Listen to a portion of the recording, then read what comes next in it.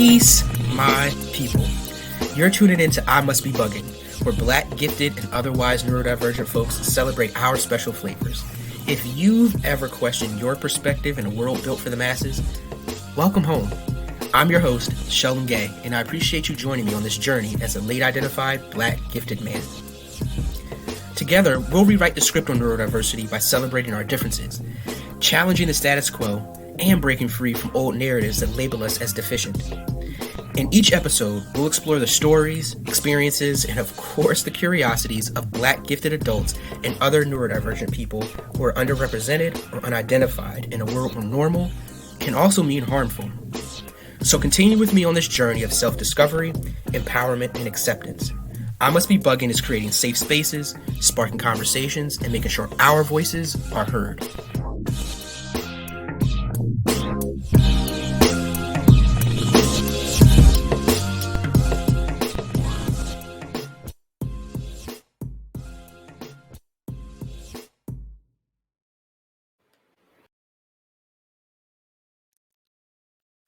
All right, welcome to the latest episode of I Must Be Bugging. This is Sheldon Gay, your host. I am so excited to come back and share a new season with you all, and this interview is going to be an amazing one. I already know it. You'll see it in a few seconds here. I have with me here Angela Davis, the Kitchenista, and again, we've already been chatting and having such a powerful conversation. So let me just tell you a little bit about Angela in case you are not familiar. So Angela Davis, affectionately known as the Kitchenista, is a self-taught culinary virtuoso on a mission to empower a new generation of home cooks. Through her innovative digital platform, Angela provides the tools, resources, and inspiration to simplify the cooking process, enhance culinary creativity, and make the joy of cooking accessible to more people.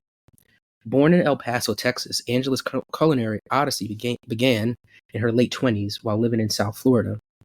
In 2012, she launched her award-winning blog, The Kitchenista Diaries, which quickly gained popularity and established her as a prominent culinary influencer. Though she considers Northern Virginia her home base, Angela resides in Michigan. Her culinary creations reflect her resourcefulness and authenticity, a testament to her resilience as a single mom. Her diverse experiences, from her Cape Verdean American heritage to her Tex-Mex childhood in the Mediterranean and Middle Eastern communities in Detroit, inspire her eclectic palate, which seamlessly blends American comfort foods, gourmet home dining, and barbecue with vibrant international flavors. And I've seen this. This is kind of how I connected just watching, seeing some of her posts. During her rise as a food blogger and influencer, Angela amassed nearly 500,000 followers across all platforms and self-published 4 cookbooks. Her talents were showcased in a 5-episode digital series, My Shopping List, for Food Network, and featured in publications such as The Washington Post, Wine Enthusiast, Food and Wine, and Shondaland. Angela collaborated with acclaimed restaurants, hosted ticketed dinners nationwide, and provided privately catered dinners and meal prep services throughout her career. Her partnerships with renowned brands solidified her position as a sought-after culinary expert. In 2021, Angela retired from her public website and launched a subscription-based platform, placing her at the forefront of bloggers who successfully navigated this shift in the industry. As a revolutionary influence in digital food content creation, Angela continues to embrace her individuality and shine a light for others to do the same. She is a talented storyteller who shares her gift for concocting mouth-watering recipes that merge the old and new home cooking traditions, inspiring a global community of passionate cooks to celebrate their unique culinary journeys. I am super excited to welcome Angela to this podcast. And before I am remiss, and before we can jump in, again, my name is Sheldon Gay. I am your host. My pronouns are he and him. Today, I am wearing a gray hoodie. I've got my black curly hair, and I am a 40-ish year old black man, and I got a little goatee. And yeah, so that is me. Angela, thank you so much for joining us. Welcome to the podcast. Thank you for having me.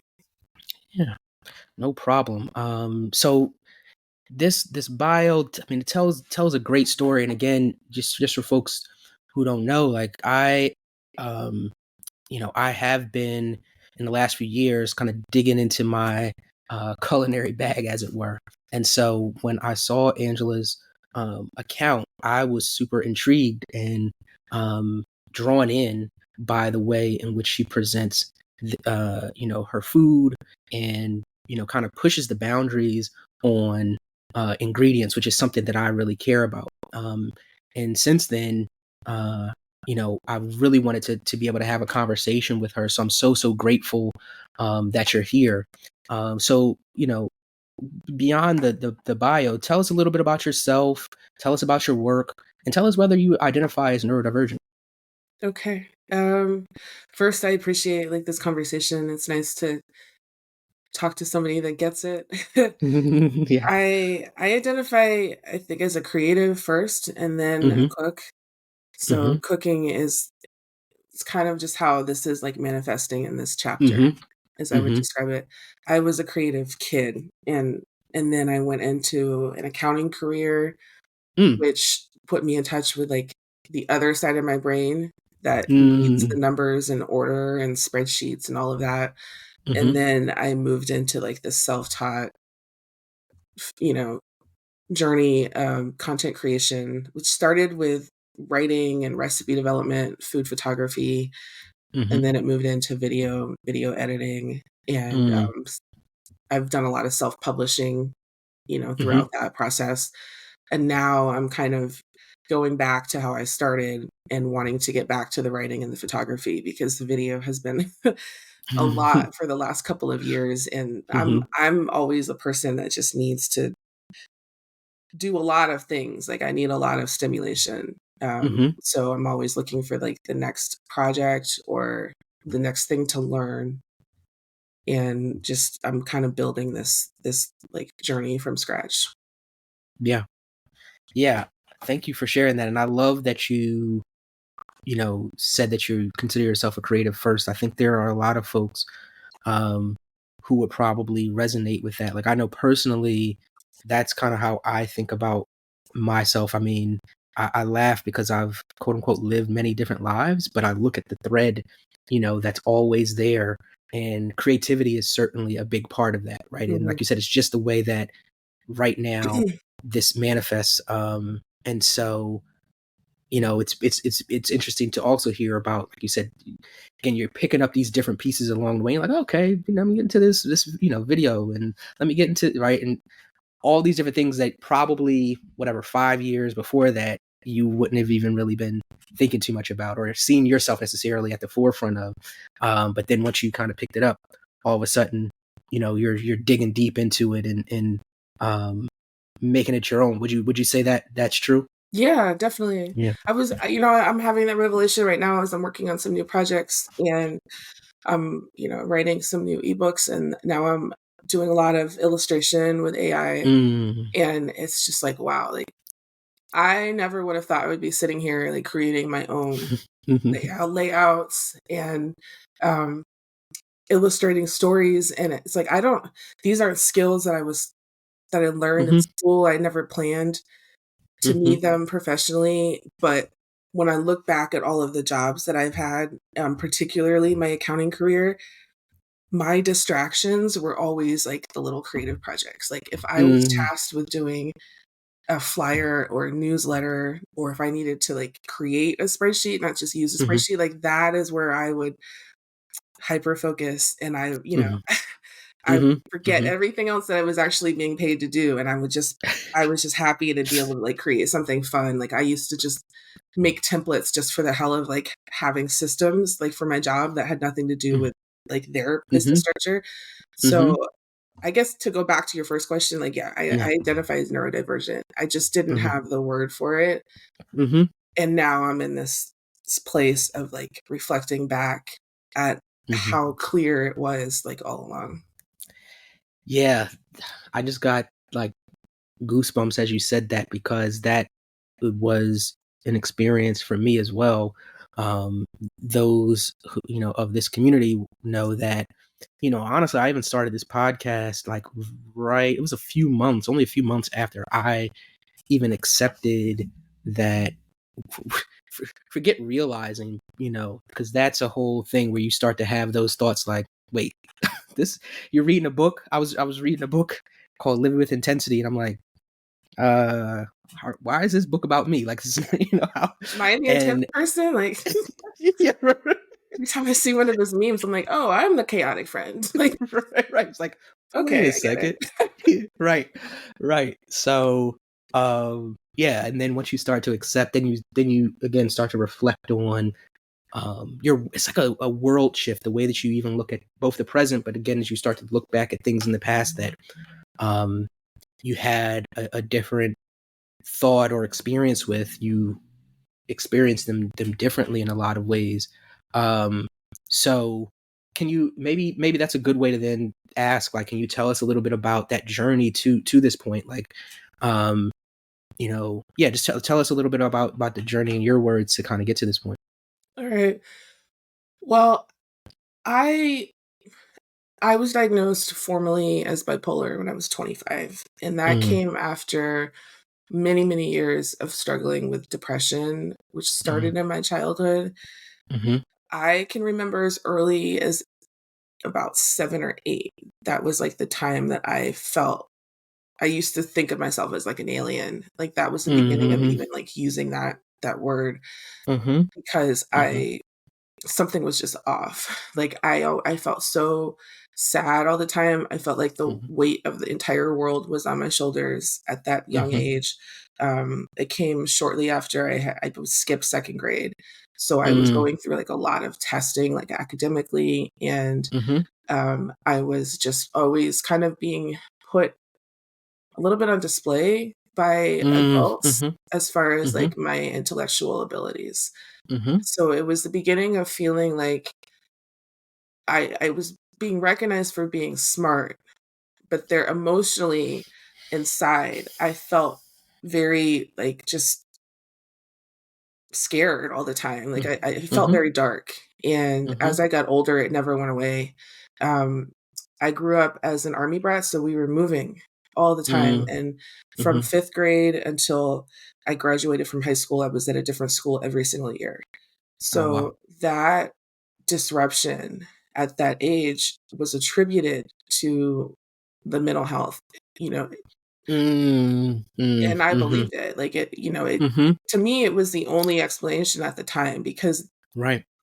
there wasn't any like significant event other than Mm, mhm, growing up in a, extremely disciplined household, which we all mhm, have similar mhm, stories, so I mhm, never attributed that to like the things that I was experiencing, although they're all related. Um, mhm, but it was my brain. It was the way that I was thinking as I got older in school. Like school academically was always easy. As mhm, far as memorization came easy to me. I never mhm, studied. mm, I procrastinated so horribly back then that I it was a game to me, like it mhm, just doing my homework on the bus in the morning and like still making an A. And that was like this mhm, rush. And I became almost mm, addicted to that rush at a young mhm, age. To the point of when I think about this now, like when I submitted my college applications, I applied to like several, like all the top colleges. mhm. My admission essay to Harvard was about how good of a procrastinator I am. It was like this totally like sarcastic essay about how I procrastinate, and I got in, like I got accepted. Yeah, And that's I think amazing. about like now, like back then it was like funny to me, like to celebrate that. But Yeah. a year later, like when I was actually in college and I didn't go to Harvard, I went to Cornell, I Mm, could not function. And it was mm, only with mhm, maybe like a month into school mhm, that I felt like I was mhm, in over my head. I had mhm, gone from like acing like advanced calculus classes to mhm, feeling like I couldn't complete like a basic mm, assignment, you know. mhm, I couldn't get a hold of like keeping myself on a sleep cycle, like with mhm. all the structure and discipline removed that I had had from like my household.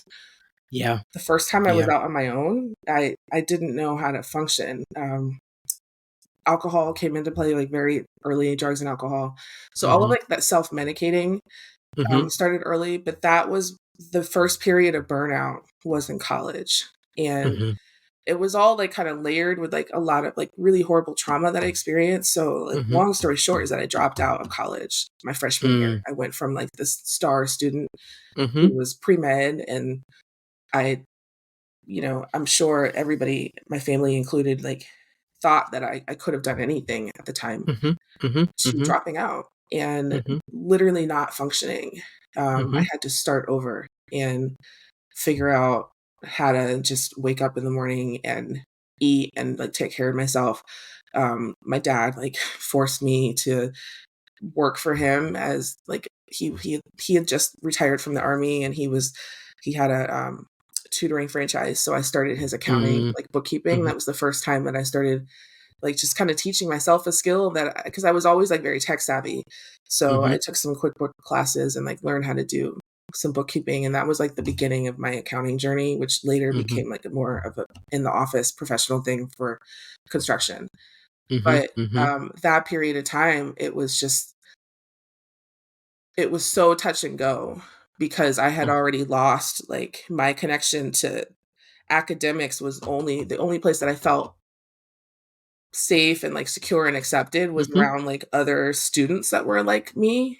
Mhm. And now Mhm. I was out in this like real world, and I started working in restaurants, and I sold makeup at the mall. I thought I wanted to be a makeup artist. That was like my Mhm. first special interest after I left Mhm. school. Mhm. I started doing makeup, and I did that for like a year and a half. I struggled with addiction. By the time I was 19, I was hospitalized for the first time for addiction and Mm. self harm. So I was hospitalized twice back to back. At 20, I got pregnant. I had my son at 21. And then by that time, I went into the professional, like corporate workspace. And that really gave me like the structure that I needed back in my Mhm. life to pull things Mhm. together. And it Mhm. gave me a like a stage again to shine. And Mhm. with no degree and no experience, I went from like working as a receptionist to being a senior project accountant by the time I was 25. Mm. But now I'm in this like career, and my peers are in their 40s and I'm in my Right. 20s and know nothing about Right. my life. And I'm drowning, like very, Mhm. it was corporate America is like not for the weak, like regardless Uh, of how you identify. right. I didn't know Right. who I was at that time, and Mhm. I'm just surviving, and I Mhm. was thriving as far as the work itself, Mhm. but there were flags, like Mhm. I was struggling with organization and filing, and Mhm. my boss, who like I got to know some of my supervisors pretty well, and after I left like this career, like my one of my boss would she would kind of joke about how much filing I left behind, and like I think I went like a whole year Right. at one point, and I had not really filed like anything in my office. I don't know how I survived. Like I was really Yeah. smart Mhm. and sharp, I should say. Mhm. Like I was quick. I could learn Mhm. anything. I could create like all of these custom reports for people, but I Mhm. couldn't remember to like file the stack of papers on my desk. Mhm. Like Mhm. and I struggled with communication, people. I was Mhm. always Mhm. in somebody's office being reprimanded for like my tone, or Mm. um Mhm. dealing with men, like Mhm. it was very combative. I had a lot of difficulties socializing. Mhm. Yeah. Mhm. And I think that was like, I didn't see it for what it was at the time, but I was not liked very much, Mm. for sure. Mhm. Mhm. Um, and I wouldn't get that feeling again until like social media, like many years later. Mhm. But that was the first like realization that I don't actually like navigate this world the same way as the people around me, and I'm Mhm. rubbing people in the wrong way, Mhm. how I'm doing it. And Mhm. I'm not trying to do anything wrong, but it seems Right. like I'm always being told that like something about the way that I'm talking Mhm. is too harsh, too Mhm. Mhm. condescending, too Mhm. assertive, whatever. It was always too much. It was too something. Mhm. Mhm. So I Mhm. started to like, I guess I just developed this complex of like being valued for my usefulness, Mhm. Mhm. but not necessarily being liked. Mm. And Mhm. I was, you know, in my personal life, I didn't really have much of a social life because I was a single mother early. Mhm. Um, but I was struggling through like personal relationships too, you know, Mhm. especially like um there's just so much trauma now that I look back at, like that I didn't recognize it as trauma. Mhm. Mhm. That's one of the hardest parts. Um, like you said, I love that because again, for me, a part of my journey was revisiting stories that, like you said, at the time, it was just a story. It's like, okay, this is whatever, a file in my mind about my life, a memory. Yeah. And then you go back and you realize and you're like, oh, wait, that was actually traumatic. Yeah, like somebody was Um, harming me, like somebody was mhm, taking advantage of me or somebody mhm, was like willingly mistreating me and I didn't mhm. see it for what it was, you know, and Yeah. as women, I think we go through like these reconciliations anyways, just Mhm, with dealing with coping with abuse and mhm, mhm. misogyny. But as I got older, I realized like it was something more than that. Like Yeah, nothing was yeah. making sense. Like so now I'm in my late 20s. I'm past the bipolar diagnosis, which was like that came after another period of burnout when I was 25 and I Mhm, was hospitalized again. mhm, And still nothing is making sense. Like I am mhm, feeling like I'm capable enough of understanding like high level mhm, information. I mhm, was managing mhm, $1 million projects, mhm, but at home, I, I couldn't keep track of like basic things. mhm, Like I was mhm, feeling like I was failing to adult. Like that's mhm, mhm, the best way that I could describe it. Like mhm, I was managing to take care of my son. You know, he was getting to mhm, daycare, he was getting to school, he was fed. Um, my job was I was getting paid, I was being promoted, I was succeeding, and like on mhm, paper, I was doing the things. mhm, But underneath all of that, I felt like I was performing or pretending. You mhm, know, like mhm, anytime I mhm, was in a mhm. group with my friends, I felt like the child in the room. I Mm, still feel like mhm, that a little bit. I feel like mhm, I'm the one that's, like, pretending to be an adult sometimes, and, mhm, um, it's that shame that we carry, mhm, and mhm, it's so heavy all the time mhm, because sometimes it's like I reject myself before I even have an opportunity to be rejected by other people. mhm, mhm, Um, it's just knowing there's so much that other people won't relate to that mhm, I have learned how to edit myself. mhm. And now I understand as masking, but it was just like learning to present a very small part of bring a very small part of myself into these Absolutely. conversations or into these relationships that looked like everybody else, that I knew that part of me would be accepted. Mhm, Some of it came from like moving so much as a kid. I kind of learned how to be a mhm, chameleon. And then mhm, I just mhm, continue that as an adult because it was necessary. But it definitely always, there was like this sadness. Even in my closest friendships, I wasn't really being myself completely. mhm, There mhm, was always a mhm. part of me that I felt like, okay, if I told this person how I really think or what I'm really struggling with, they're going to think I'm weird or, Yeah. you know, crazy. So Mhm. I just learned to like bury and bury and bury and bury. Yeah. So by the time my 30s came around and the Kitchenista Diaries was like born out of this need to like really have something for myself. And I had like all this creative energy that was Mhm. not going anywhere. I was miserable in my job. At this point, I had been transferred to Florida and I wasn't like being protected by anybody that I knew anymore. It was a much Mm, smaller office. It was much more mhm, chaotic. Miami is a whole nother work culture that I was needing mm, to like navigate. mhm, Um, and I had to find something for myself, because I was like drowning everywhere else. So I mhm, started this food blog and I wasn't even really like um I wasn't a great cook when I started. I was an okay cook. mhm, I liked mhm, cooking. I started cooking like when I was younger. When I first came home from college, that was like the first period of time that I was lost in the kitchen as a means of like therapy, but I didn't Mhm. pursue it professionally.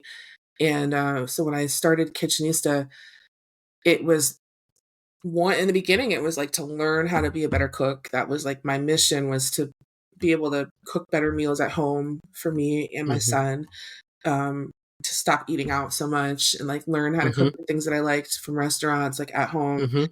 to eat, more interesting ingredients, just kind of like open my world up because Florida was Mhm. so like beautiful with the farmers markets, and it was hard not to fall in love with it. Like Right. it was so like I would go to the flea market. It was like this flea market in Sunrise, and there was a farmers market in Hollywood, and I would go on the weekends, or the flea market. Sometimes I would even sneak like after work before I would pick up my son. I would go and just have like an hour to myself, Mhm. and just being able to eat like a fresh mango, like right Right. there Right.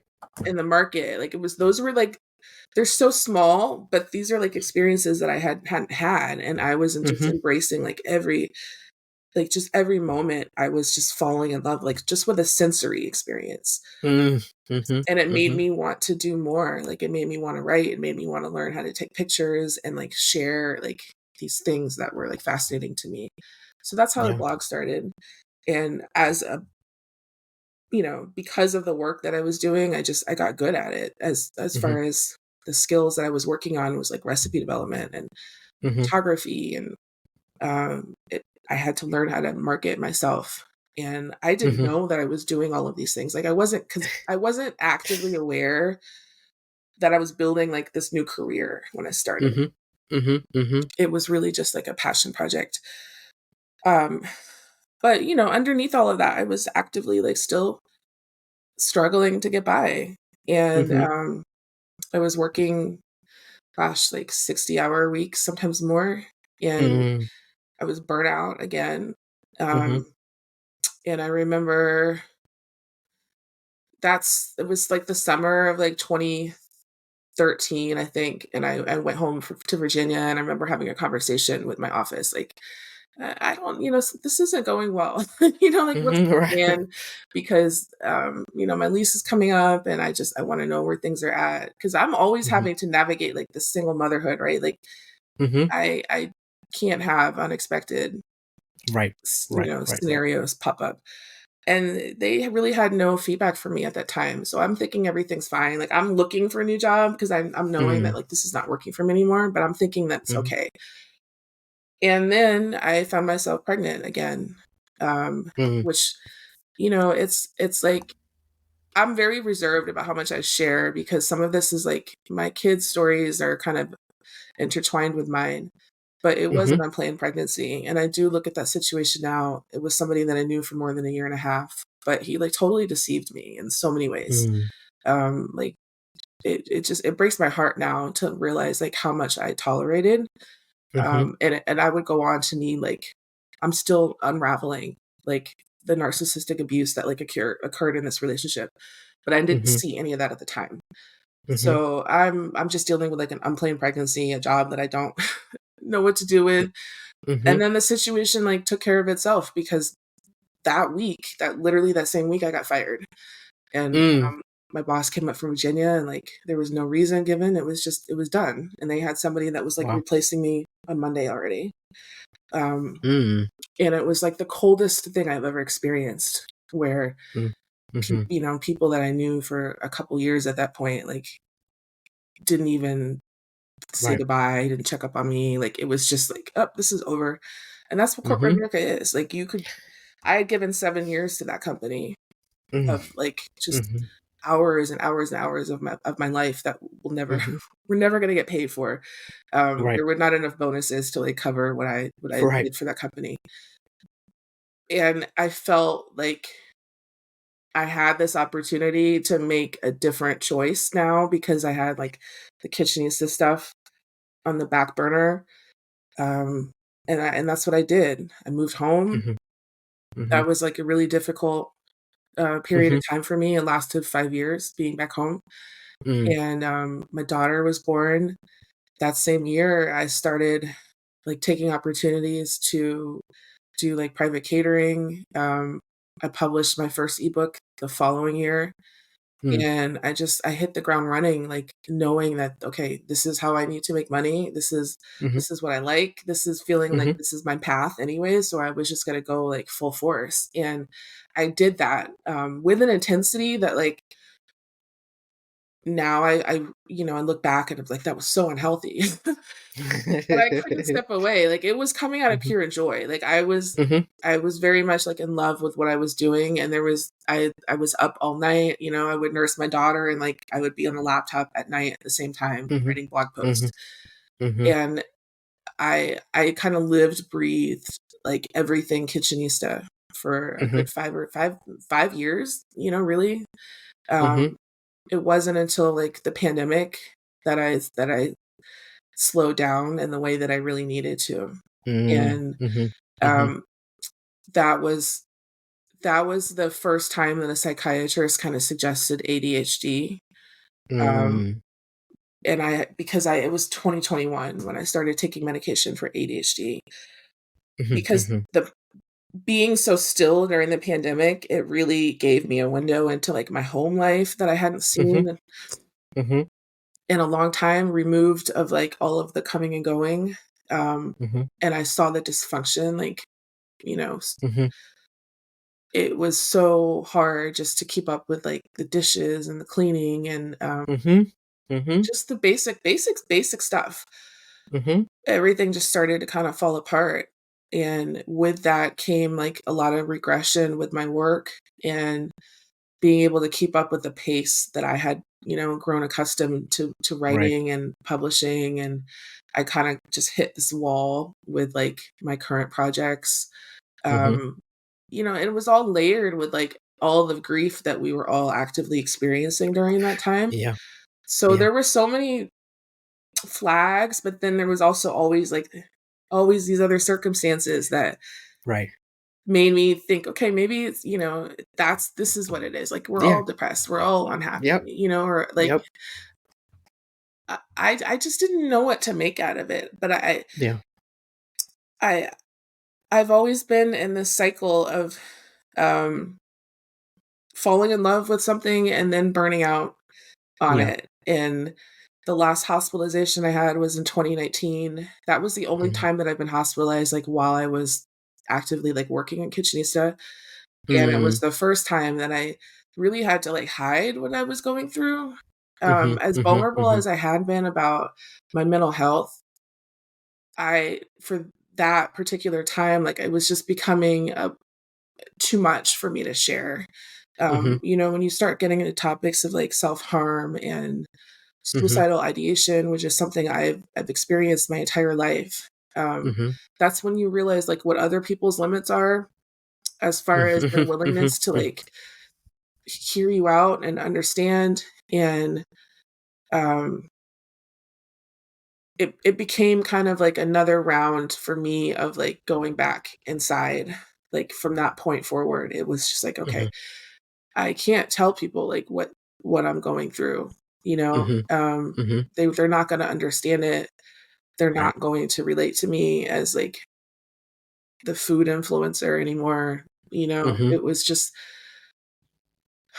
a very difficult, like, few years, and then just this past year, things got so hard that I couldn't hide it anymore, Mm. and now Mhm. Mhm. I don't want to, Right. because I don't think it serves anybody, especially not me, Right. and I'm kind of the mindset that, like, I don't really want an audience that wouldn't accept me for who I am. Amen. Yeah. Thank you so much for your vulnerability and sharing all of that.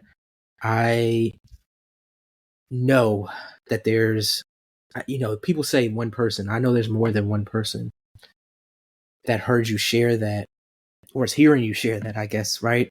And relates to it, that now looks at their own life and sees themselves in that story. I'm sorry that you had to experience all those different things. So many different things that you spoke about, like, sprung up as you were talking. One of the things that, you know, I wanted to call out is this challenge around, melanated and marginalized communities being misdiagnosed. Mhm. That is a big thing. A lot of times, from stories that I'm hearing from folks, right, it's like they're telling us, whatever such and such is anxiety or such and such is, you're bipolar or whatever. It's like, but when you sense that it's like, Yeah. there's something more here. Like maybe this piece we can kind of overlay. Like there's some correlation there, right? But then it's still not 100% aligned, and that piece that's not aligned it's like an itch in your brain, right? Mhm. Because you're like, this. I know that there's something more. This still doesn't quite fit, and I want to feel like I understand myself, let alone does the world understand me, but I want to feel like I understand myself. And when you can't have that, um, it's only reasonable, right, that you'd have that kind of mental health challenge Yeah. because it's your mind's trying to understand something that it's like, I give me an answer, right? Like you give me some unsatisfactory um answer here. And add to that these standards, both, I'll just say from a familial level, right? You know, um, again, I'm not sure exactly, how much people said to you, like, you got to get A's or whatever. But I just know me personally, like going to being academically successful through high school, you go on my first year of engineering school, it was kind of a rude awakening because, like you said, so much of this other stuff was like, I didn't study for, um, or it was just so easy that it was like, I never really questioned whether or not I would like, do well Mhm. in a particular class. And then you get there and whether it's the structure or whatever it is, right? Just this different environment. And even I'll say with engineering, like one of the challenges was just so very, very quickly. I went to Drexel for undergrad and they're actually about to change this. That's part of the reason why I'm laughing. But where most schools go on a semester, so I think semester is about 15 weeks. At Drexel, we're on quarters, or they're still on quarters, but they're about to change that, like I said. And so it means all those 15 weeks are squeezed down to 10. So it just, I mean, engineering's already not exactly right a cakewalk. And then if you try to squeeze what everybody else is learning in 15 into 10, it just was a Yeah. really big challenge. And I began to question myself because a lot of, as what I'm hearing you say, right, for me, my identity was tied to, Yep. That performance. yes, right. And so it's like, wait a second, maybe I'm not who I think I am. And if I'm not this person, then what am I? What am I? Right. Yeah. Yeah. And even though talking about the chameleon, like being a chameleon, like I think about probably the best example was ninth grade. I went to this school and the school is basically 2 floors. The black students used to hang on this particular part of the second floor and everybody else just, but I had friends in multiple different groups and I would sometimes go downstairs and like find myself, it's really like a different world, right? It's a different set of friends, but I gave them that piece of me that I thought that they could swallow, right? That they could digest and understand. But I always, in all of my groups, felt like you said, that there's this piece of me that I couldn't quite share because once I start letting out that, for me, that, you know, that curiosity, that depth and complexity, and one of the things as a black man, as I've gotten older, one of the challenges is because I can be super like empathetic, it can be a weird place too because people are like, what are you doing, dude? Like you're not supposed to care, right? Like you're not supposed to, so a lot of people question, you're a dude, how could you possibly understand these emotions? And I'm sitting here questioning myself like, wait, I seem to be picking up on something. Right. This seems to be the right way to kind of interact with people, but they're kind of rejecting that. um and it's making people feel awkward. One of the biggest things that I've come to realize is,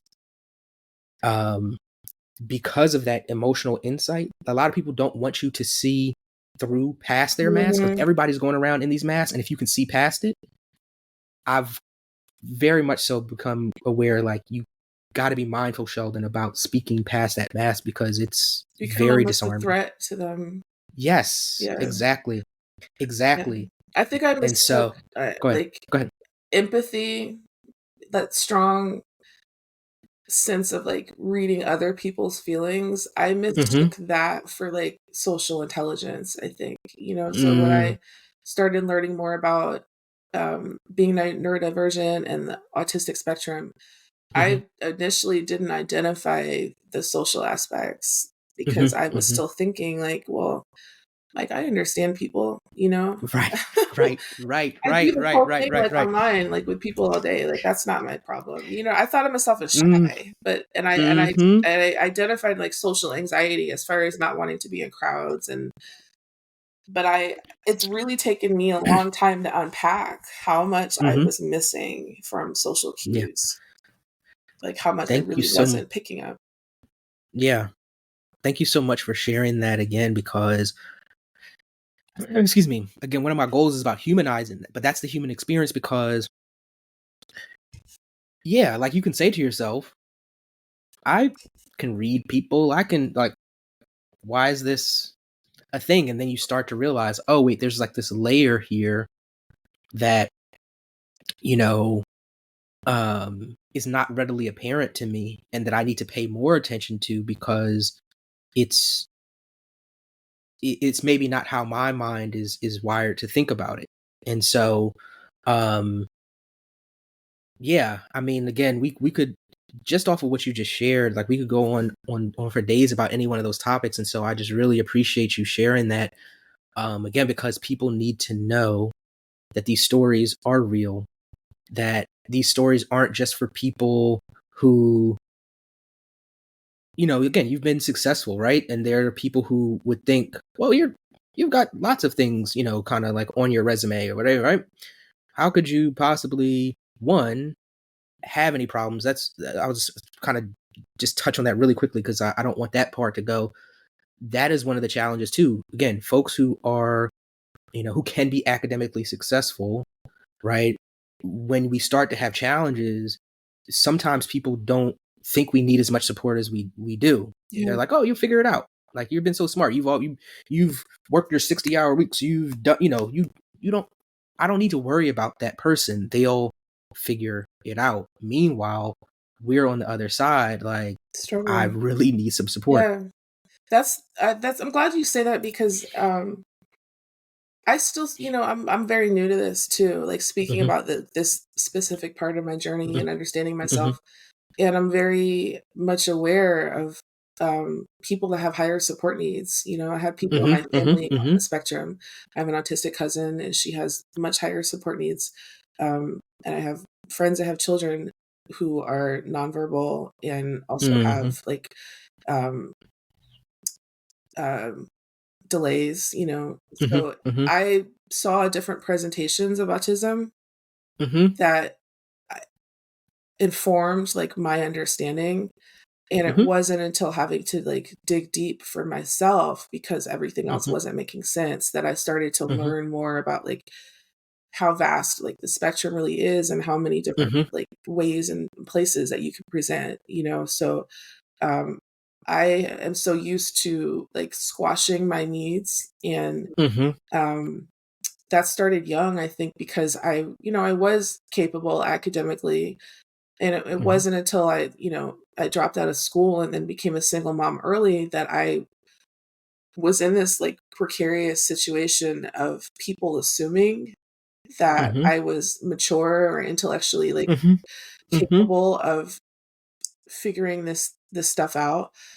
mhm, But I was really, really, really struggling inside from a very young mhm, age and feeling like I'm just barely making it at the end of the day and unable mhm, to kind of even have the words to describe like the pain that I was experiencing inside. mhm, I think maybe mhm, that's one thing that I I wish people understood is like, this is so internal.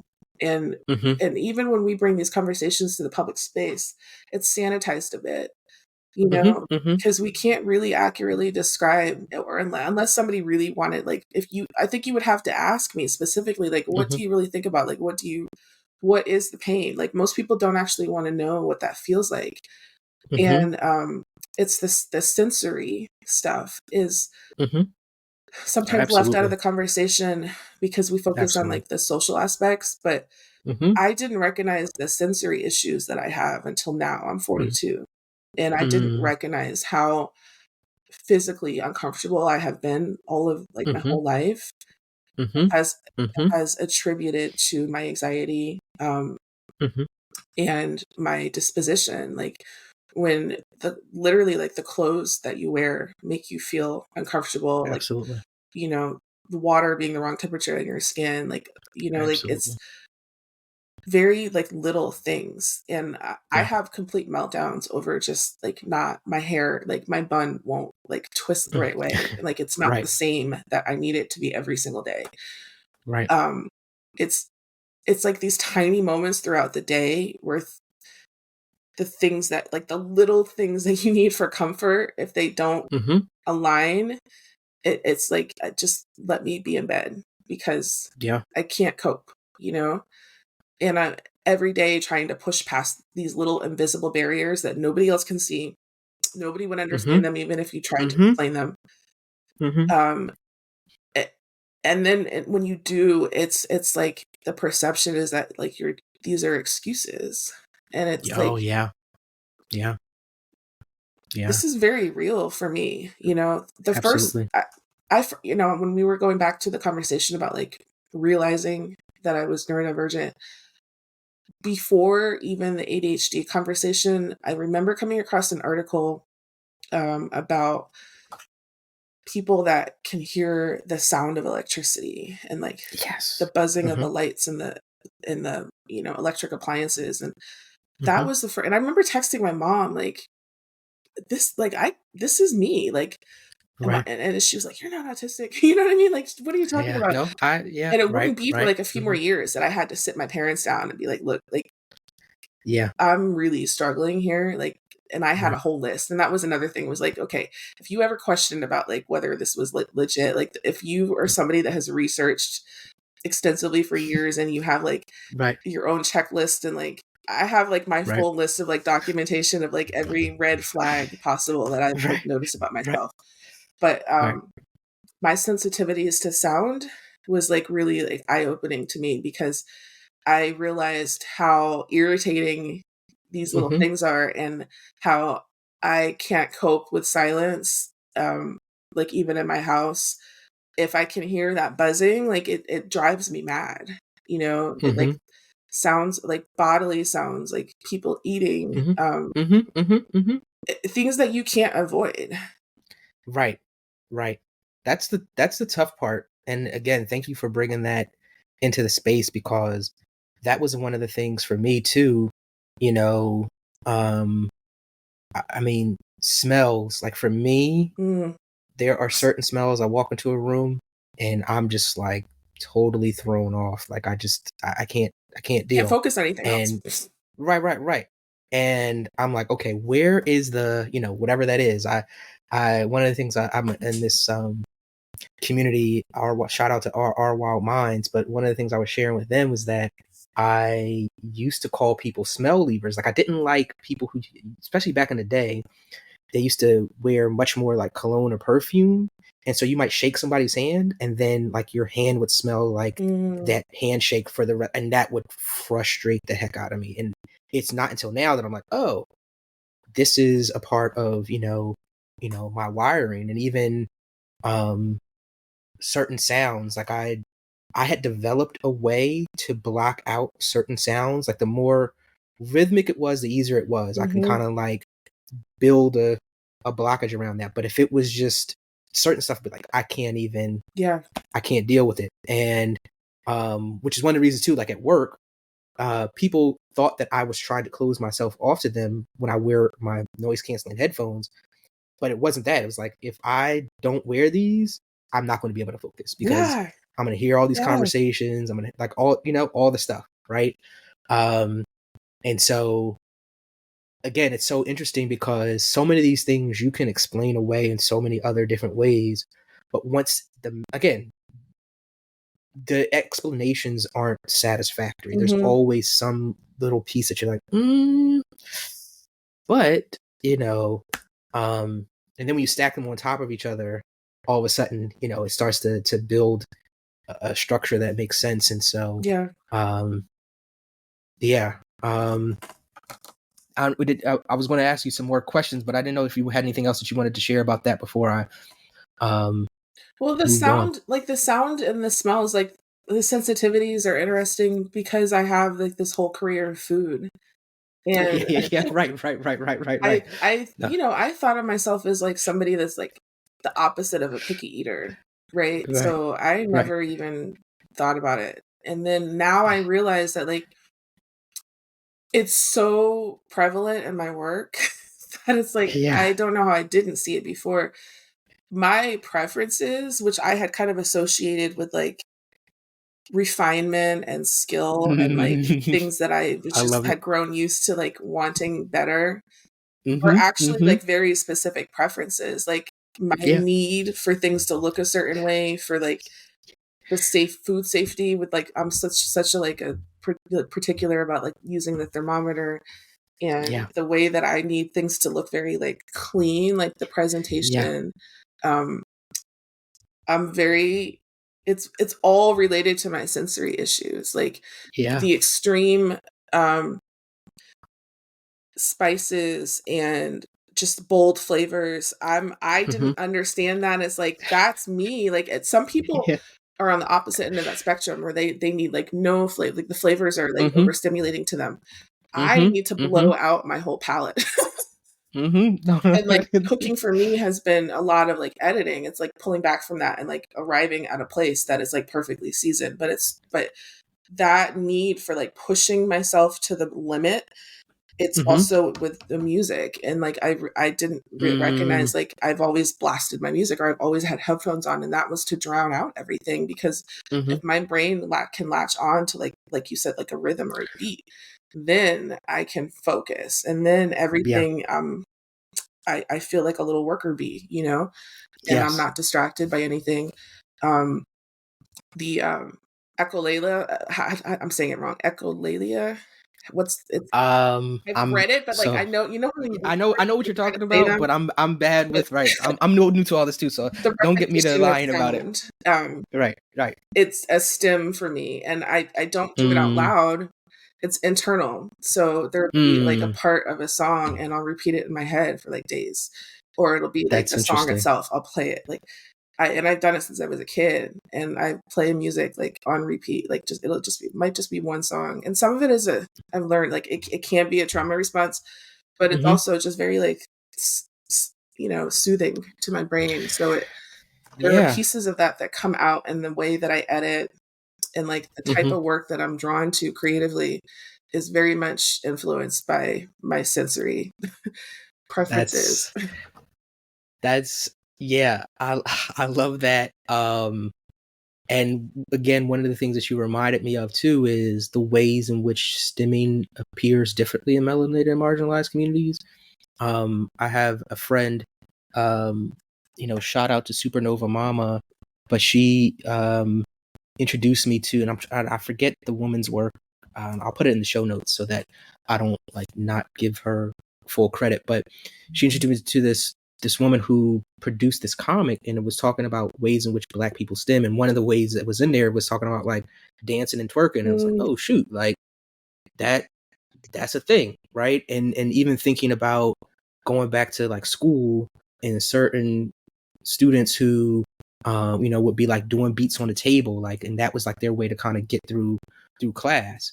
And where a lot of those things were things that, you know, people, let's just say, like I said, they were people put stigmas on, right?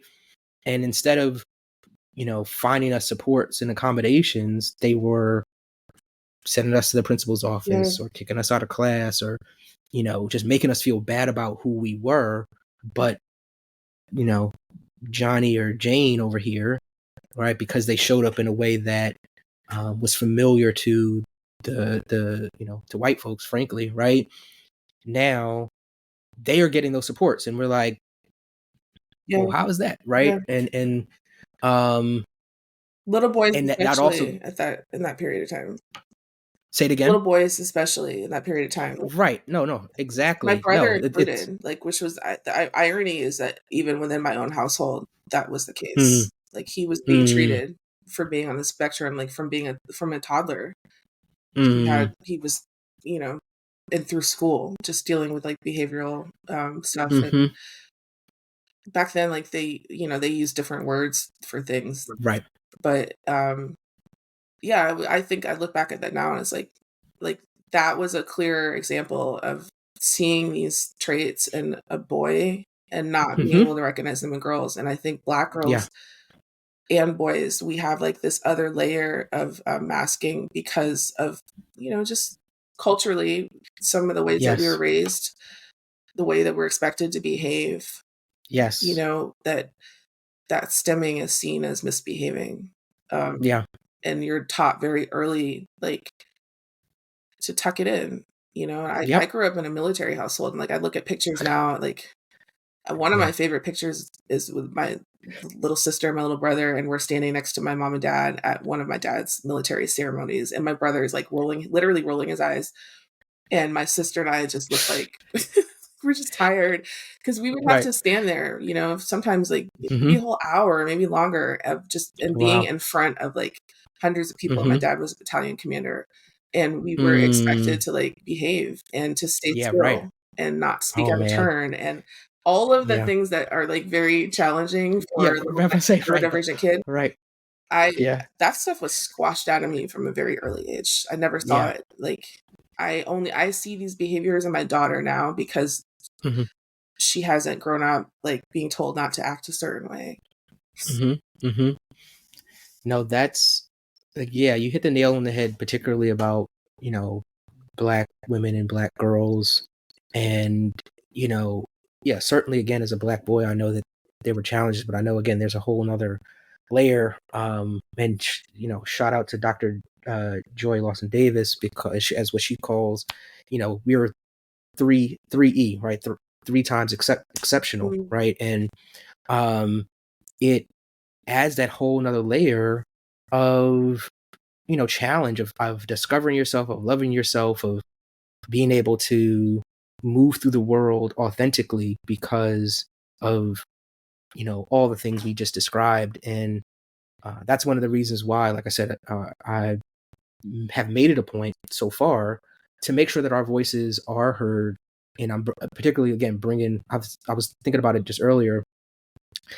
My first season, most of my guests were Black women, right? And mm, that was, intentional, because I know there are so many of us out there who are um, struggling, and, like I said, just feeling isolated and feeling like we're speaking up and nobody's listening, and that nobody can relate. yeah. And um, being able to, like I said, to hear these stories like this is super powerful and important. Let me ask you this, because what's interesting and not terribly um, surprising is some of the questions that I had we've talked through. But tell me a little bit about what you enjoy most about connecting with your community. Now that you um, have built this following, and um, yeah, just tell me a little bit about what you like about connecting with your community. Mm.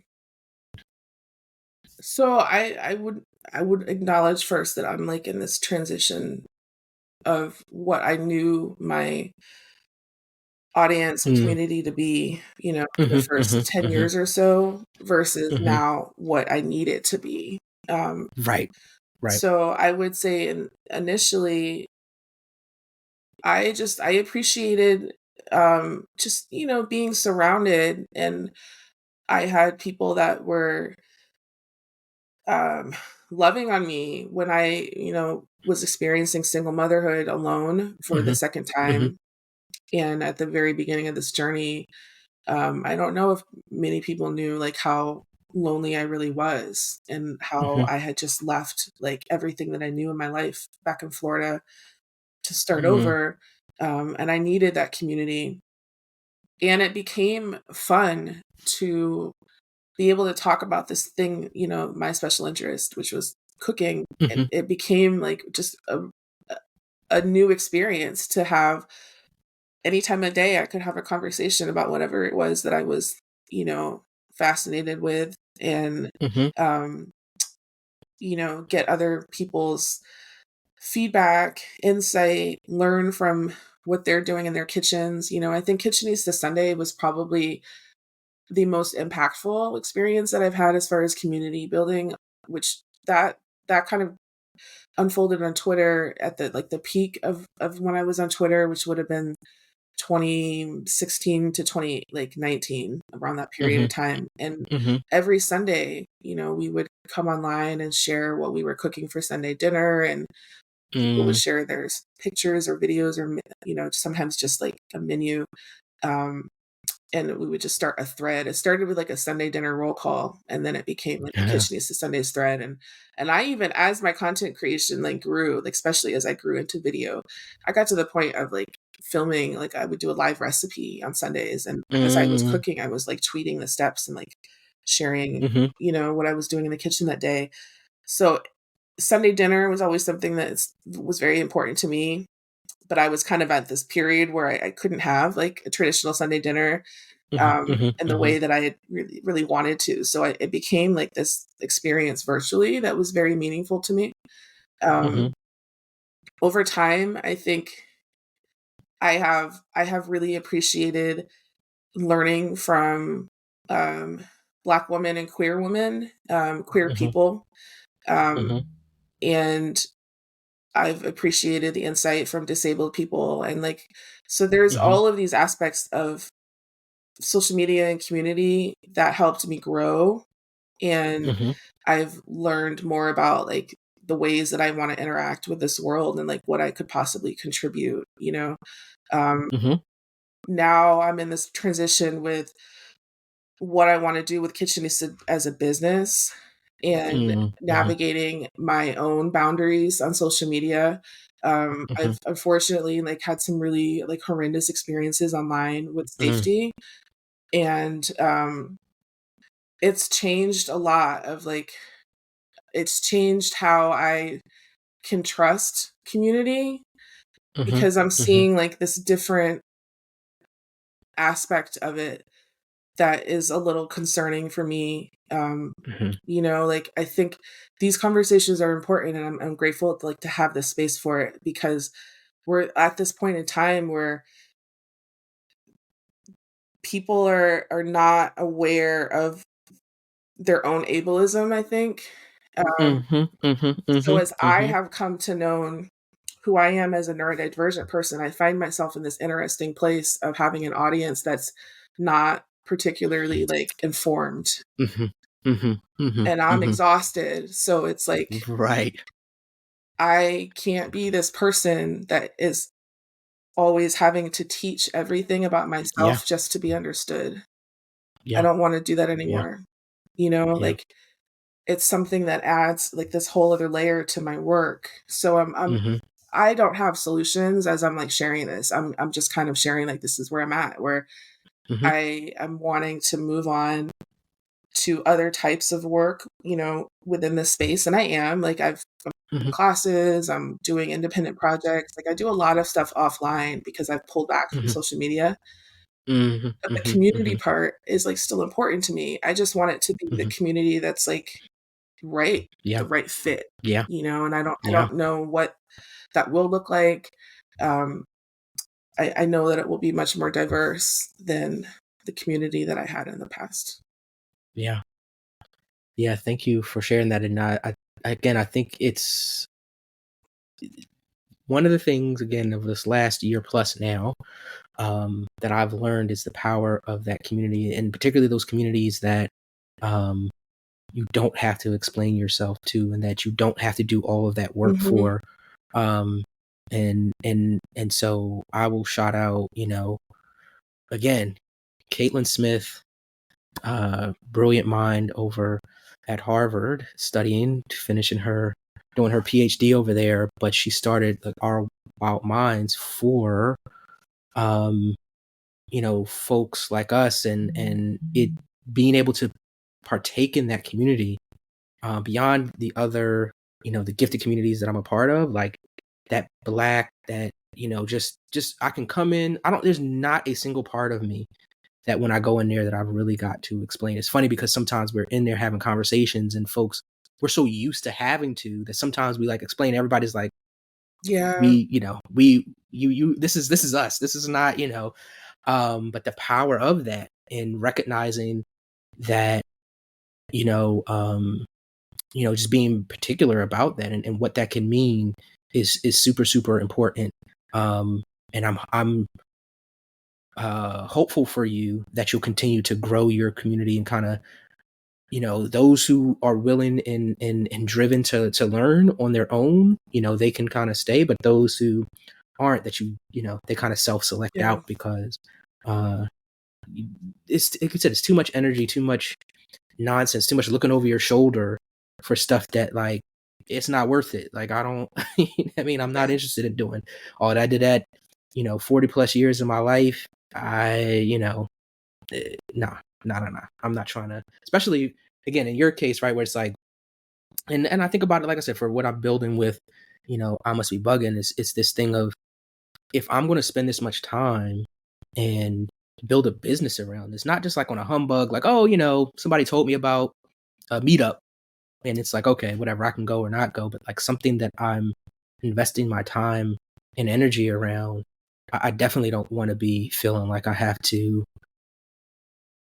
teach or cut a part of myself out. I don't want to have to be Yeah. inauthentic about anything. Exactly that. So And that's yeah.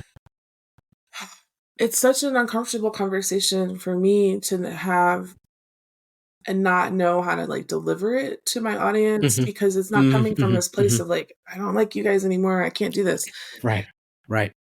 But this is hard for me, like to show up Mm-hmm. every day and know that such a small part of me is what's being accepted here. And only if I Mm-hmm. continue to perform these things that you guys are like, there's a level of entitlement that's also part of this picture. Mm-hmm.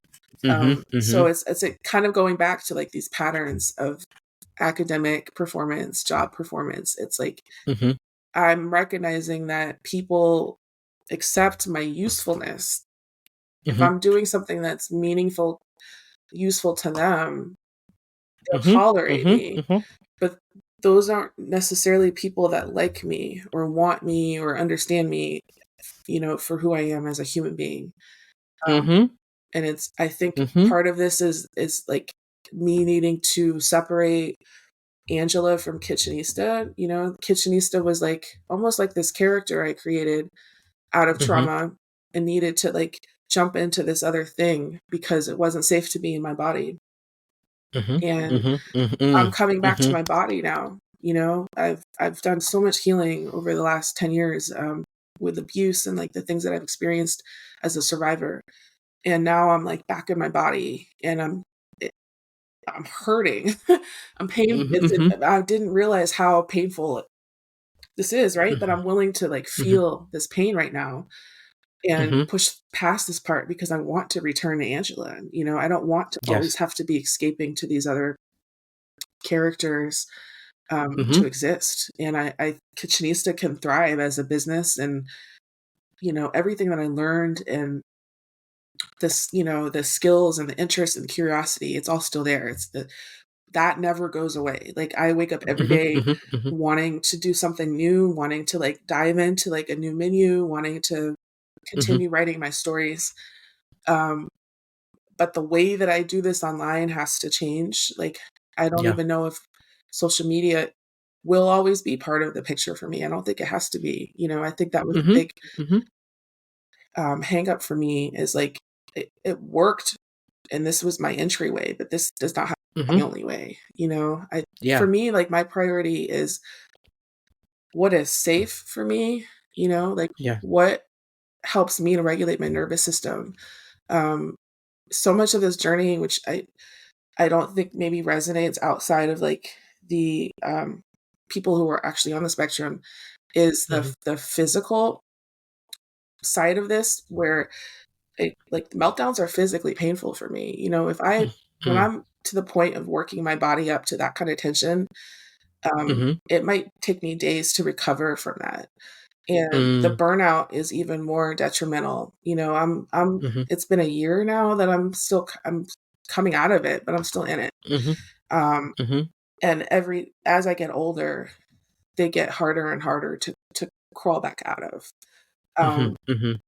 the way that my anxiety um, can become like dysfunctional, and it's I have to manage that, you know. So I Mhm. at the more I get like in tune with myself and understanding my triggers and where my boundaries need to be, like all of this is about protecting myself Mhm. so that I can get Mhm. up and do what I want and feel good and get it done, Right. and not end up in another period of burnout because I'm no good to anybody. Most importantly, Mhm. like myself and my children. Um, Mhm. but online, it's like I'm realizing that I have to take care of myself in this space as well, and I can't be available to everybody 24/7 in the way that I Mhm. think I thought that I needed to, but Mhm. also that, like, I don't have to be part of every conversation, even Yeah. if it's something I feel passionately about, I'm kind of, like, pulling back because Mhm. you don't know what everybody else's triggers are, Mhm. and I know that if somebody doesn't understand the way that I communicate, Right. it's not going to be a productive conversation, and that's probably, like, the saddest thing for me is, like, having so many ideas and wanting to jump in and wanting to Mhm. participate, Mhm. and I'm feeling like I don't have the words or the right way of saying things or the right way of participating, and I Mhm. just end up kinda sitting on the sidelines. Yeah. Yeah. Um,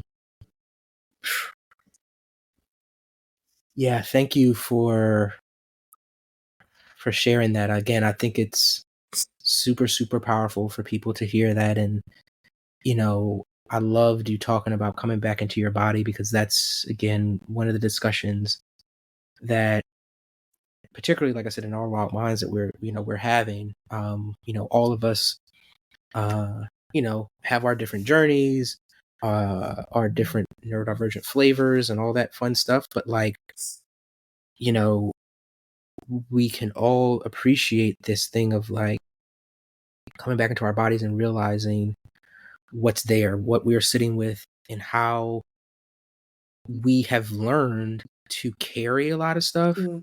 that we really shouldn't, and it impacts us. Like we think, oh, again, I can do the 60-hour week, so that must mean I'm good. But Yeah. it's like, no, like, you know, that you're another book which I'm not sure if you've read, but another book that would like hit home for me. That's not it's not neurodivergent specific, but it's called The Body Keeps the Score. But I read that, and that was Mm, like a big eye opener for me too.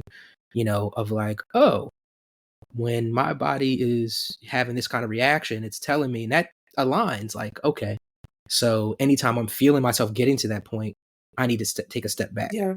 um, and just be mindful of that and the power in that. Because yeah, you're one. I mean, our bodies change as we get older, and for me, I would say that one of the reasons at this point it's so hard as well for me to kind of go through more of the how do I want to describe it? Just the harder, the meltdowns or the burnouts or the, however you want to describe it, is that two things. One, my body and my mind know something different, and to go to a place that's so like basically go back to the place that I was is like it doesn't it's too much of a difference. Mhm. Like I'm living in a space where I'm like, oh, I've created such a much more peaceful energy, a much more regulated energy. And when you take me back to that place, it's a much further, you know, place to walk. And then again, our bodies as we get older they can't take, I'm not 19, 20 running around, what I mean, running in the streets in the same way that, now at 42, right, that my body's not gonna recover in the same way. It's like, show, like, Yeah. I was laughing with somebody the other day. I was like, yo, my body's telling me to Yes. sit my ass down. Like, you know what I mean? Like, sit down, show. Your Like, body's still recovering from everything. Like, just yeah, like that book, it's a whole lifetime of trauma that is stored, and if we absolutely. never learned to release it, then what do you have? Like, you have all of this tension built up, my chronic pain is crazy, and it's some Mhm, again, it's like there's always layers, right? Like, so I was working as a chef and on my feet and repetitive motion, so mhm, I'm assuming that all of these things that I'm experiencing, the pain is yeah, related to that, and some of it is. But then mhm, there's this mhm, whole other thing with, like, um now, of course, the connective tissue disorders, mhm, mhm, which mhm, a lot of us experience as being neurodivergent. And I'm in the very beginning of exploring, like, what is going on with my body that is mhm. not really explained, you know, just from my work. And so there's Right. like this, again, like this physical component to what we're experiencing that's sometimes not seen. And Mhm. I'm exhausted. I'm exhausted. Yeah. And it's, it sounds, even as I'm saying it, I know how other people could hear this and be like, "Well, just, it's just pain, like, just go to the doctor." And it's like, "Okay, well, Right. the problem with that is that I struggle simply with filling out forms and making phone Yeah. calls and, Yeah.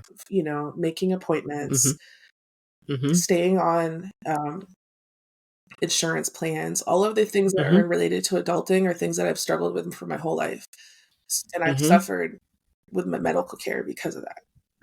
Mhm. Mhm. So all of these things are I didn't take care of my body, and now I'm trying Mhm. to take care of my body in my 40s, and Yeah. it's just a lot. It's overwhelming to realize, like, how many things I missed, how many things that I was ignoring, and Mhm.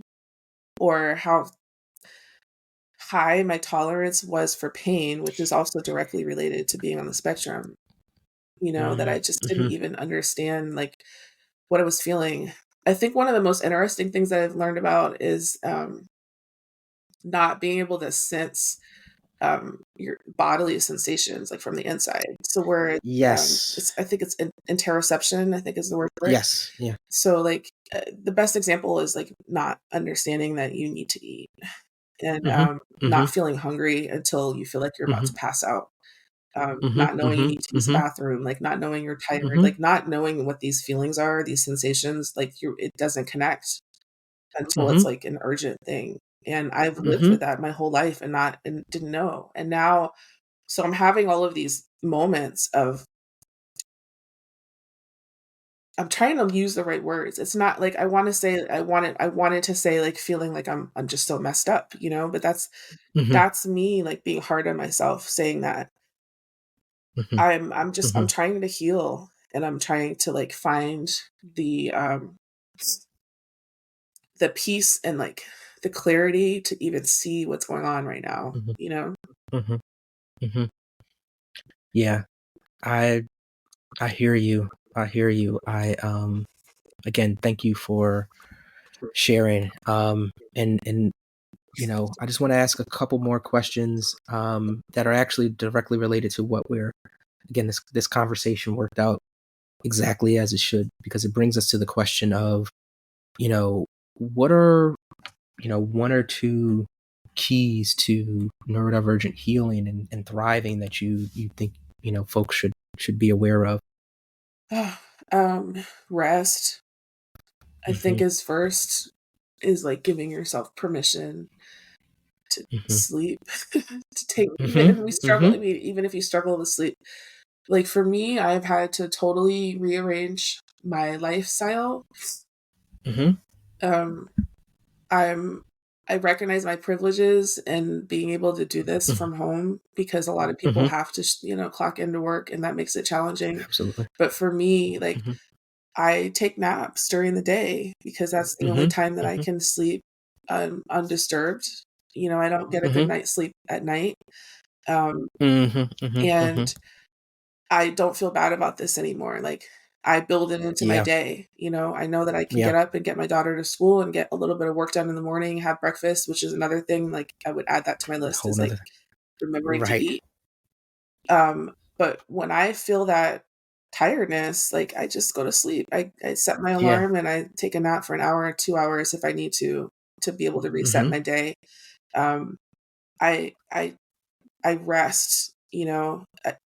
Mhm. I know, like, the saying, like, that rest is revolutionary, like, it feels Mhm. very true for Mhm. me because for so long, I did not give myself permission to do that, to stop. You Yeah. know, I had a really tough conversation with a friend last summer when I was kind of at the height of, like, just nervous breakdown, really, all the stuff Mhm. going on Mhm. online, and, she said, "You know, you can stop, right? Like, you could just stop." And I needed Right. somebody else to say that. Yeah. I again am grateful for you sharing so vulnerably. I'm grateful for that friend as well because we all need friends like that. One of the things I feel very strongly about is that true friendship is, sharing those kinds of insights because, particularly with those of us who, for whatever reason, are inclined to be on that like super fast pace, like I've got to be running, I got to be doing this. There's 50 million ideas, they've got to come to Mhm. fruition, right? Like all that kind of stuff. And having somebody who can say, like, I hear you, I want all those things for you. But guess what? Like, you're still human and we got to honor you and your body. And it's okay if you rest, Yeah. if you take a pause on this thing. Um, I think to that point, and why it's so important to have those friends who will say that out loud, because I think too, there may be friends who think it and think we know it, but saying that out loud is a direct reminder that we have a community that will love us through our pause if we take it, right? Because some of our identity can be tied up into I'm the, you know, I'm the machine or whatever, right? Mhm. And so if I'm not the machine, there, you know, that lizard brain gets going and it starts to think about, will I still be loved? Will I still be supported? Will people care about me? Right. Will people check on me? All that kind of stuff. So having those friends that'll say, Yeah. I care about you.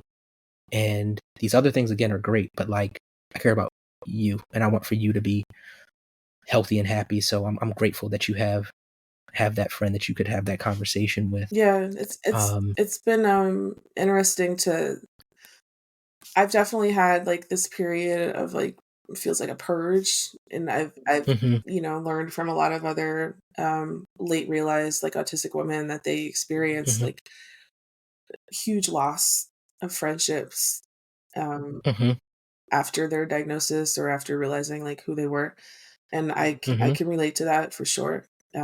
mhm, I'm grateful for the few people that I have in my life. I think some of us are realizing that being an divergent is what our bond was and why we're able to mhm, communicate, you know? It's like those are the mhm. friends that we might have conversations that last for 3, 4 hours in one session, and Yeah, then we go a month and yeah. don't talk to each other, and, like, it's nothing. Mhm, It's like that mhm. is those are the kind of friendships that I need, and I know, like, the word is, like, low maintenance. I don't like that term. For Right, me, it's just, right. like, a level of understanding that I have my on periods and off periods, Mhm, and I try my best, like, to show up when I'm on, but I need mhm. people that will love me when I'm off, you know, and Yeah, not forget about me, um, and not and just I wish people understood, like, how much I wish I could be more present. I yes. really do. It's not I've always been an introvert. I Mhm, always would describe myself as more of a homebody, mhm, but my isolation, this chapter of isolation, I feel like is truly born out of, like, the need for self-preservation, and it was mhm, from rejection, you know, mhm, and I'm mhm, coming to terms mhm, with, like, the reality of that, and I think that that's in a healthy way, mhm. some of us have to understand that these are not our people, because being surrounded by the wrong people is dangerous. So that, I think, to answer your question, that my second thing is to find your people, because that's safety. Um, Yeah. like, it's particularly if you were struggling with, you know, the dark places and Mhm. self-harm, suicidal Mhm. ideation, not having anywhere where you can talk about these things is dangerous. Yeah. And to find yourself in crisis and think that you have people that you can call, and then finding out in that moment that they're not your people is Yeah. super dangerous. Yeah. And I wish that we took that a little bit more seriously. Absolutely. Absolutely. And I think one thing I agree 100%, and I think one thing I wanna call out as well is that one of the ways in which we do this is through our self-awareness and sharing that with Mhm. people. Like, I think it's really important for us to be able to say, like, "Here's how I'm experiencing this on my side. I know how it might feel on your side," like, and have that, like, ask them, like, how it feels or whatever, but, like, when you have those friends with whom you've had that conversation, you can that month doesn't feel like the month that I might feel to someone Mhm. else, right? And you can know that again, that connection is still there.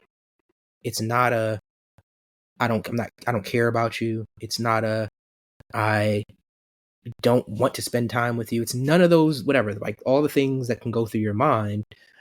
Being able to express that, even if they say, Angela, I know, right? But you being able to express that also can take that weight off of you, because I think sometimes we do feel that burden that again, I want to connect better or more or differently. And for whatever reason or reasons, it's not, how I might imagine it to be.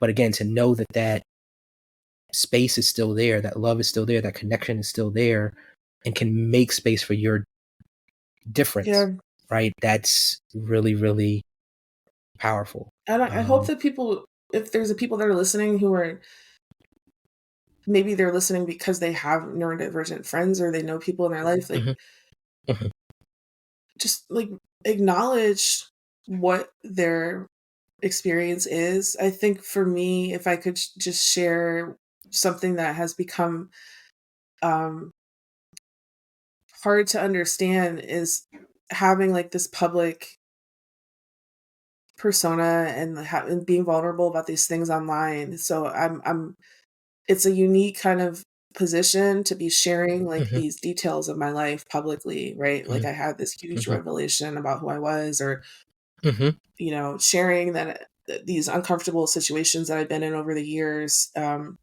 with my business. But when you see that and then you don't acknowledge it, it's awkward for me, because it's like it comes mhm, across like not caring. mhm, I mhm, think it means, you would be surprised how much it means for somebody just to say, "Hey, like, I see what you're going through, even if I don't understand it, I want you to let you mhm, know that I see you, and, mhm, whatever I can do, like, to be supportive, let me know." Like, those kind of conversations are important even if you don't feel mhm, equipped. I'm not saying this out of feeling like everybody's being malicious and not mhm, acknowledging. mhm, mhm. I think a lot of it is, like, not knowing the words. Not Mhm, saying any of the mhm. words can be just as hurtful, Right, right, because to right. us, that feels like a rejection. It feels like, just another person that doesn't understand me, doesn't like me, doesn't get it, and that Mhm. makes me, like, not know how to navigate that. Yeah.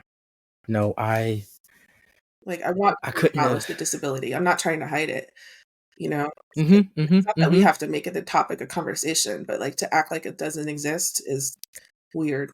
Right.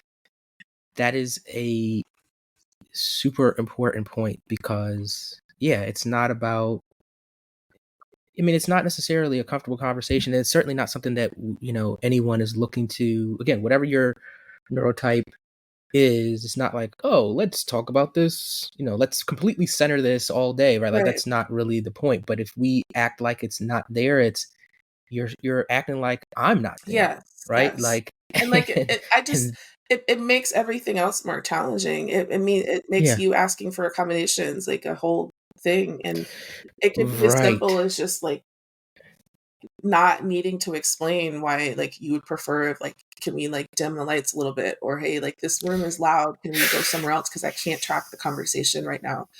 When you're starting with, like, the foundation of somebody understands, like, you're neurodivergent and these are things that you can't cope with, and it's a Mhm. disability, it's not just you wanting Mhm. to be difficult for the day, that Mhm. changes Mhm. everything. But when you are Everything. in that moment of frustration or having a sensory experience or potentially even feeling like a meltdown's coming on, then having to also educate or explain or defend yourself, that's where it Right. becomes, Right. like, Right. it's hard, No, you you're know?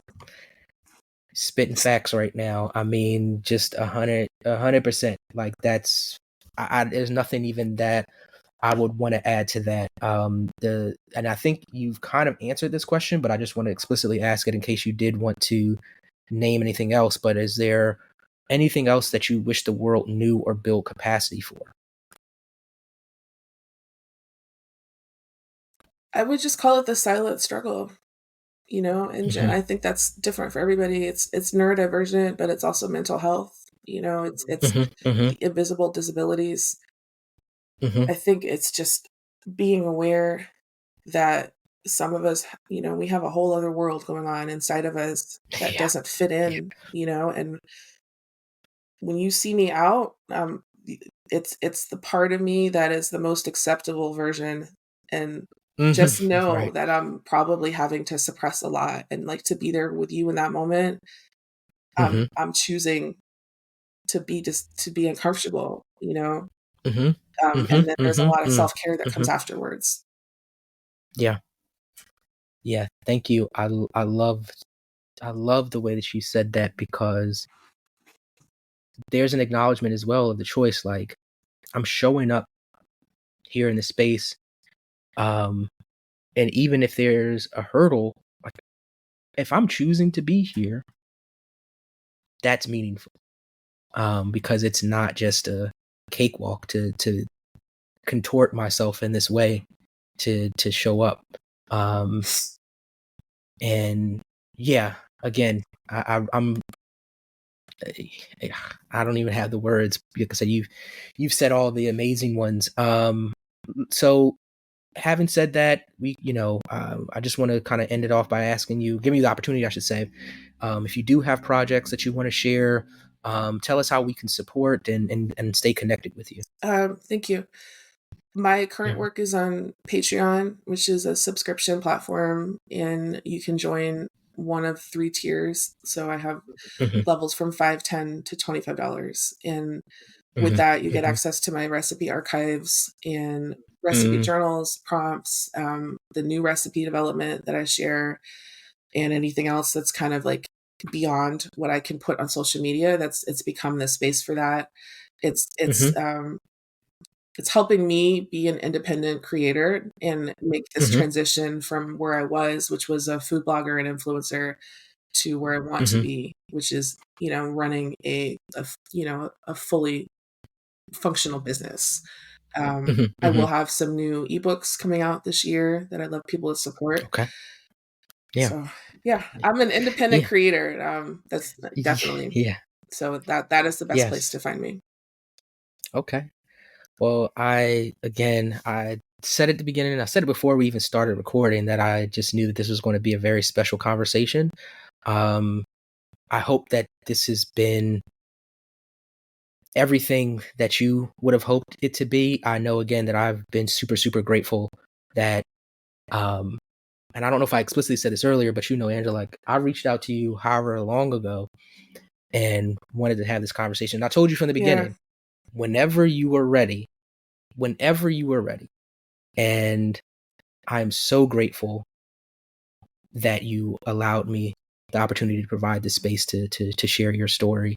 Um, yeah, I'm just super, super grateful. So thank you. Thank you, and for your patience, and, like, I definitely didn't forget. I appreciate, like, just the time, these things they kind of unravel at a pace of their own, And Yeah. I'm grateful for like just having some soft landing spots along the way as I figure this out. Yeah. Yeah. And should you be interested, like I said, this season's going to be, I know I'm going to do like some panel discussions and just a couple of different things. And I'd love to invite you back if like I said, that's something that you're ever interested Okay. in. But like I said, from me, you definitely have a community here amongst us, and I'm gonna hit you up with some options as well if you want to plug into some of the communities that I'm a part of. But again, thank you so much, and yeah, thank you all for joining us on this episode. Thank you.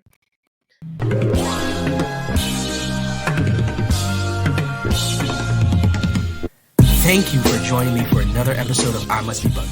I hope you've learned something, became curious, and most importantly, felt affirmed by what you heard. Remember, this podcast is all about sharing compassionate narratives about who we are and how we contribute to the beautiful and necessary diversity of humanity. This is our place to unmask and just be. Don't forget to connect with me on IG at I Must Be Buggin', where I'm eager to see you share your thoughts, your experiences, and your stories.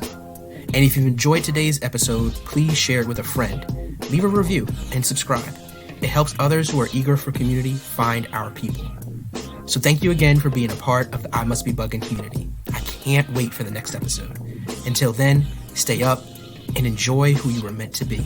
And remember, you're not bugging, you're brilliant.